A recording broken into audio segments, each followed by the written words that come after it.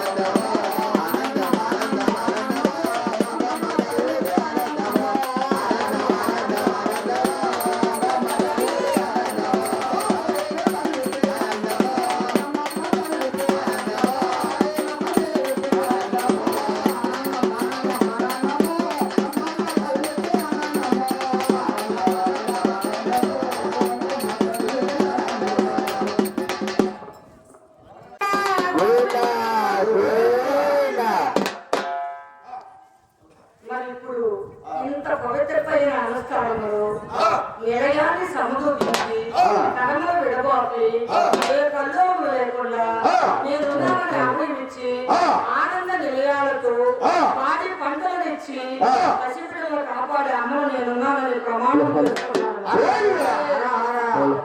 మరి ఇక్కడికి ఎందుకు వచ్చావమ్మా అని నన్ను ప్రశ్నిస్తే శ్రీలక్ష్మి అమ్మవారు జనన నిలయం పాలనయ్యి మరణాలు పొరిగే వరకు కథను ఘనంగా ప్రసిద్ధి కలిగించి 10 ఒకరికి వినయం చేసి పాపదోషములు పాగొట్టి గ్రహదోషములు విడిపించి ఏ గండ ప్రమాదములు లేకుండా ఘనమైన వరమిద్దామని ఈ యొక్క ప్రాంగణానికి వచ్చేదని ప్రమాణం చేస్తున్నాను. ఇదే నా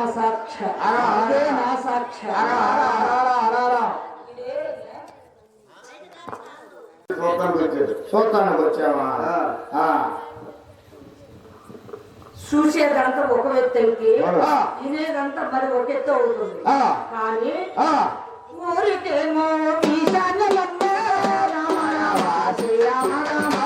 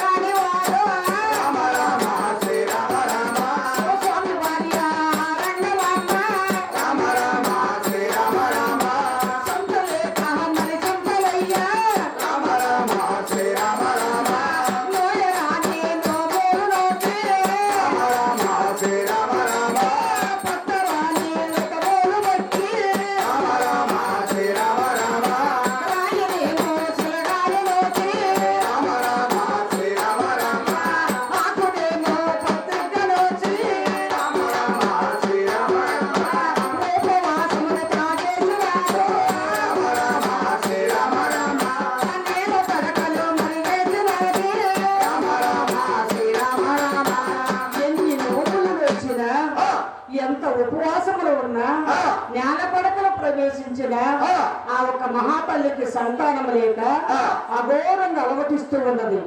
కానీ నేను చేసిన పాపమేమో, నాకు ఈ లోపం ఎందుకు వచ్చింది? నా పుణ్యపురుష నా ప్రాణవేద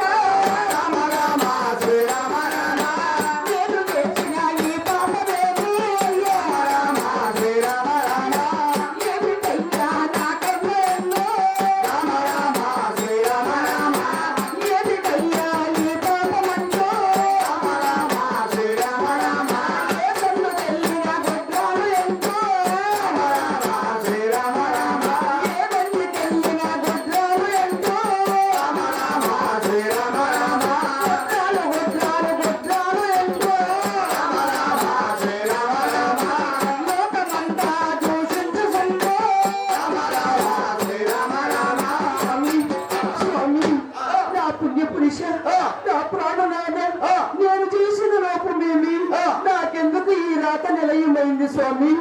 మరి సంతానము లేక ఏ సందుకెళ్ళినా ఏ గొంతుకెళ్ళినా గొడ్రాలు అందరూ ఎదురొచ్చిన వాళ్ళు వెనక్కి వెళుతున్నారు స్వామి. బ్రతుకనయ్యా నేను బ్రతుకనయ్యా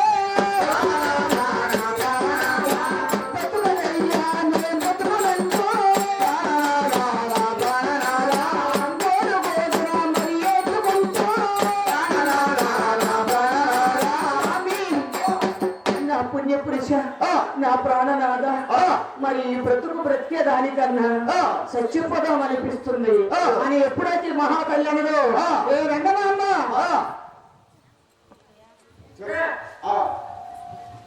ఏడవద్దు, మనము చేసిన పుణ్యాలు చాలా ఉన్నాయి, మనకి సంతాన ఫలితం అందుతుంది. ఆ టైం ఇంకా రాలేదేమో, ఎందుకు నువ్వు ఏడుస్తున్నావు? ఏడిచినందువల్ల నువ్వేమన్నా నిలదొక్కుతావా? దుఃఖించినందువల్ల ఆయన బిడ్డను కంటావా అని దోదార్చి ఓర్పును చెప్పి నేను సాగుడి కాడికి వెళతానని ఈ యొక్క శివరామయ్య వెళ్ళాడయ్యా. ఈ మహాతల్లి సూర్యు కింద కుక్కి మంచములో పోలారి అలిసి నిద్రిస్తుంది.